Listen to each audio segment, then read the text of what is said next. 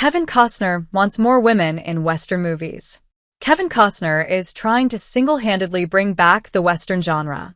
It's going totally okay for him.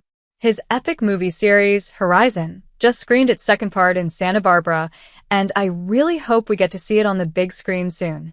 I liked the first part, and I deeply admire any filmmaker who believes so much in an idea that they're willing to put their own money up to see it through.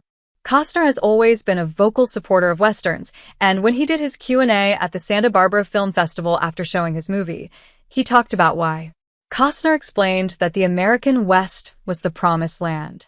He said, "We were told if we could get across that Atlantic Ocean, there was a place. It was like the Garden of Eden, and if you were mean enough and tough enough, you could make it yours." He continued, "That dream that brought people across the Atlantic was a nightmare for the people who had been here for 15,000 years. This land was contested all the way across America. It was a bad ending for the Native Americans who existed here, but I'm not embarrassed about that. I'm just disturbed that we don't know more about it. And I was always bothered that we didn't have more women in our Westerns because there was no Western without women." One thing many people have noted about the Horizon movies is that Costner spent time telling the whole story, making sure the points of view in it were diverse and interesting. That included having women settlers and natives on screen, with agency and goals. Costner went on to say, "For us to think that a woman couldn't be co-opted right in front of a group of people, I think we're kidding ourselves. It's happening now all around us across the world. When we started writing, we could not keep women out of it, and they just kept running down the themes of all our storylines. It was just easier with them in it. I think this is a pretty good point, especially when you're making an epic.